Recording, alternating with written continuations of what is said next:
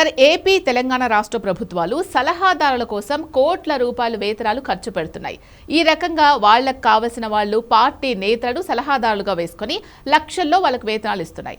ఒకప్పుడు చెన్నారెడ్డి, ఎన్టీ రామారావు హయాంలో ఈ సలహాదారులు ఎందుకు లేరు? సలహాదారులకు లక్షల రూపాయల ప్రజాధనం వేతనాలుగా ఇవ్వడం అనేది ఎంతవరకు కరెక్ట్ అంటారు? రాజకీయ నిరుద్యోగులను తీసుకొచ్చి ఇలా సలహాదారులుగా జనం సొమ్ముతో మేపడం అనేది అవసరమా? అంటే రెండు తెలుగు రాష్ట్రాల్లో కూడా రాజకీయ నాయకుల్ని అలాగే మీకు రిటైర్ అయిన అధికారులను సలహాదారులుగా పెట్టుకోవడం అనేది ఒక ఆనవాయితీగా మారిపోయింది. దీనికి ప్రధానంగా ఏంటంటే పదవుల పంపకం.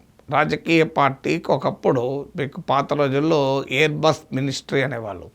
సో అడ్డగోలుగా మంత్రులు ఉండేవాళ్ళు. మంత్రివర్గ సైజు పైన ఏ రకమైన నియంత్రణ లేదు. ఆ తర్వాత పార్లమెంట్ చట్టం చేసింది. అసెంబ్లీలో 15% మించి మంత్రివర్గ సైజు ఉండకూడదు అని. దాంతో మంత్రుల సంఖ్య పైన లిమిట్ అయింది. ఇప్పుడు 119 ఎమ్మెల్యేస్ ఉంటారు తెలంగాణలో. అంటే 18 మించి మినిస్టర్స్ ఉండకూడదు. మరి మిగతా మినిస్టర్లకు మిగతా వారిని మినిస్టర్ పదవులు ఇవ్వలేరు. అందుకే ఈ క్యాబినెట్ హోదా కలిగిన సలహాదారులు అని ఒకటి సృష్టించారు.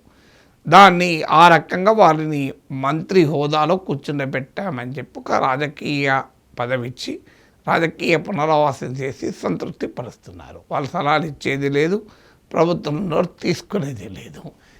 కేవలం అది ఉత్సాహ విగ్రహం, అలంకారప్రాయము, ప్రజలపైన ఆర్థిక భారం తప్ప ఇంకోటి ఏమీ లేదు.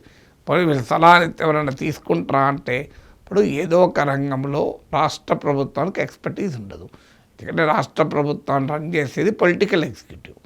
పొలిటికల్ ఎగ్జిక్యూటివ్కి అన్నింటిలో ఎక్స్పర్టీస్ ఉండాల్సిన అవసరం లేదు. ఈవెన్ పర్మనెంట్ ఎగ్జిక్యూటివ్ కూడా, ఐఏఎస్ అధికారులకు కూడా అన్నిటి మీద ఉండాల్సిన అవసరం లేదు. కొత్త రకం టెక్నాలజీ ఉంది, కొత్తది ఉంది.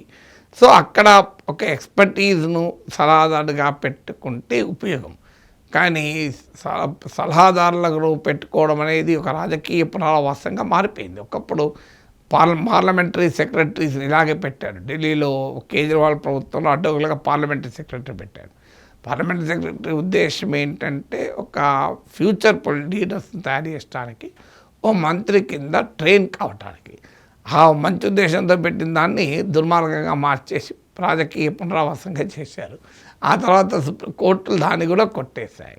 అందువల్ల ఇప్పుడు వీళ్ళే ఏం చేయాలి మరి అంటే తమకు ఆస్పదీయ రాజకీయ నాయకులకు, అధికారులకు ఏదో రూపంలో పదవులు ఇవ్వాలి అంటే ఈ సలహాదారులు కూడా దొరికింది. దీనికి ఏం ఊరు పేరు ఉండదు, దీనికి ఏమీ నిర్వచనం ఉండదు, జాబ్ ప్రొఫైల్ ఉండదు, చేయాల్సింది ఏమీ లేదు, హోదా మిగిలిపోతుంది.